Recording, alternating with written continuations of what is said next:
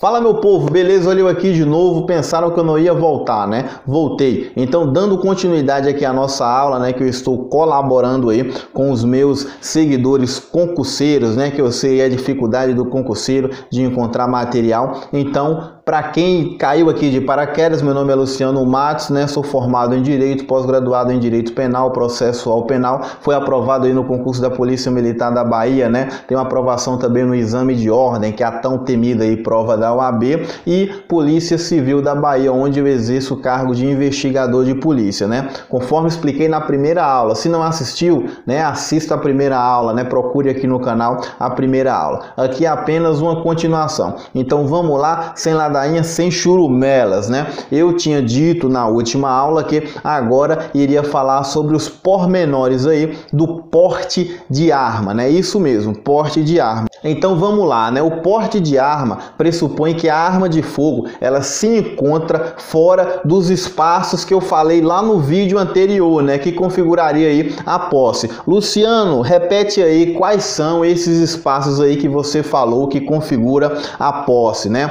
Dentro da residência ou dependências da residência, lembra do quartinho lá do fundo que eu falei? Pois é, e no local de trabalho, né? Porém, você tem que ser aí o responsável pelo local de trabalho, né? Se você não for responsável pelo local de trabalho e se encontra armado no local de trabalho, né, com a arma irregular, sem registro e sem o porte, você responderá aí por porte ilegal. Tá, beleza? Então aqui, né, para a arma ter o porte ilegal aí, são duas exigências, né? Para a posse, apenas uma exigência. Olha, chega, eu tô gago aqui. Qual é a exigência para a posse aí, né? Para que a posse seja legal? Apenas o registro, né? Já para o porte é necessário o registro da arma, né? E o porte. O porte aí nada mais é do que visa avaliar aí a capacidade física, a capacidade psicológica e a capacidade técnica, né? Então o Estado aí, em tese, não vai dar uma arma aí para quem não tem essas três capacidades aí, física, técnica e psicológica, né? A exemplo aí, se você for passar no concurso de alguma polícia aí no Brasil afora, né? Você vai fazer o curso de formação. E durante o curso de formação ele vai ter o treinamento, né, de tiro, você vai aprender a manusear a arma, isso aí já supre a capacidade técnica. Durante as fases ali para ingresso no curso de formação tem um exame aí psicológico, né, e também tem o exame de TAF, né, o teste de aptidão física. Então só aí você já viu que é preenchido esses requisitos aí, né. Então vamos lá, né, eu vou falar novamente, se faltar qualquer uma dessas duas autorizações aí, no caso do porte, né? Quais são as duas autorizações? O registro da arma e o porte, configura-se porte ilegal. Luciano, me surgiu uma pergunta aqui bastante interessante que sempre cai aí em concurso público, né? Se o agente aí, ele tem porte funcional, assim como os policiais aí, juiz e promotor, né? Que a função autoriza ele a portar a arma de fogo, né? Ele pode praticar o crime de porte ilegal ou não? Porque já que ele já tem o porte funcional, eu acredito que não, né? Errado. É possível sim, quem tem porte funcional, praticar o crime aí de porte ilegal, né? Lembra que eu falei aí que é necessário para porte duas coisas, né? Então, quem já tem o porte funcional, ele já preenche um requisito, né, que é o porte. Porém, é também necessário aí o registro. Então, eu, por exemplo, sou policial civil, tenho porte funcional. Na minha identidade funcional aí vem lá, né, porte livre de arma de fogo. Porém, se eu portar aí um oitão, né, sem o registro, eu estarei incorrendo aí no crime, né, de porte ilegal. Por quê? Porque faltou um dos dois requisitos para o porte, né? Vou voltar a repetir aqui porque é interessante. Quais são os dois requisitos? O registro e o porte, tá, beleza? Então o sujeito que possui o porte funcional pode sim vir aí, né, a praticar o crime de porte ilegal caso a arma não seja registrada, né? Luciano, já que você está respondendo dúvidas aí, me surgiu outra dúvida bem interessante, né, que eu tenho certeza que cai em concurso público. No caso de posse aí, né, que a arma se encontra na residência, porém o registro aí está vencido. E aí, eu cometo um crime ou não se o registro da minha arma dentro de casa estiver vencido? Pois é, esse é um caso bastante interessante, né? Sabe por quê? Porque a legislação aí, né, a Lei 10.826,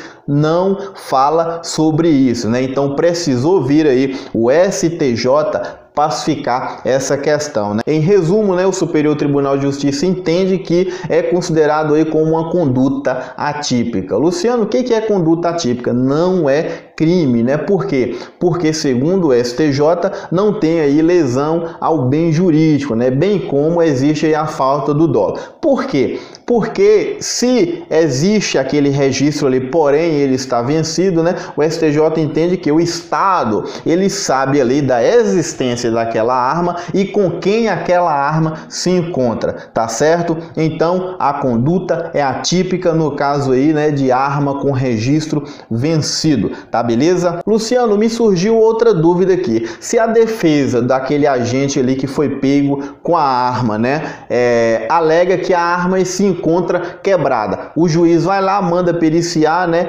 Tem o laudo pericial aí atestando a absoluta ineficácia do objeto para efetuar disparos. E aí, Luciano, nesse caso aí da arma quebrada com laudo pericial aí atestando isso tudo que eu falei aí, tem ou não tem o crime, né? Neste caso, também não tem o crime, né? Sabe por quê? Porque também foi considerado aí conduta atípica, tendo em vista aí, né, crime impossível, previsto aí no artigo 17 do nosso Código Penal, né? Outro argumento que é utilizado aí nos tribunais superiores é a falta da elementar arma de fogo. Então vamos lá, vou falar devagarzinho aqui, vou ler o artigo 17 do Código Penal para a gente ter uma ideia aí do crime impossível. Artigo 17. Não se pune a tentativa quando por ineficácia absoluta do meio ou por absoluta impropriedade do objeto é impossível consumar-se o crime. Dando continuidade aos estudos aí, a definição normativa de arma de fogo, o que significa isso, o que é, né, considerado aí arma de fogo, está disciplinado no artigo 3º, inciso 13 do Decreto Presidencial 3665 de 2002, aliás. Vamos ver lá o que diz, né? Artigo 3º, para os efeitos deste regulamento e sua adequada aplicação são adotadas as seguintes definições. Inciso 13. Arma de fogo. Arma que arremessa projéteis empregando a força expansiva dos gases gerados pela combustão de um propelente confinado em uma câmara que normalmente está solidária a um cano, que tem a função de propiciar continuidade à combustão do propelente, além de direção e estabilidade ao projétil. Então prevalece o entendimento aí, né, que no caso da absoluta ineficácia para efetuar disparos da arma de fogo, a conduta seria penalmente atípica por configurar crime impossível, conforme acabei de ler aí no artigo 17, e por falta da elementar aí, né, arma de fogo, que é prevista aí no artigo 3º do Decreto Presidencial que eu acabei de ler, tá beleza? Luciano, surgiu outra dúvida aí, né? Se for pego aí com a arma totalmente eficaz para efetuar disparo, tudo bonitinho, né? Porém, a arma se encontra desmuniciada, Luciano. E aí, tem ou não tem o crime? Isso aí vou responder na próxima aula, né? Para o vídeo não ficar muito cansativo aí, tá beleza? Essa é a segunda aula. Clique na terceira aula aí que você vai ver a resposta. Clique no gostei aí, se inscreva no canal, me siga no Instagram, @Luciano Marcos. Forte abraço aí, tamo junto.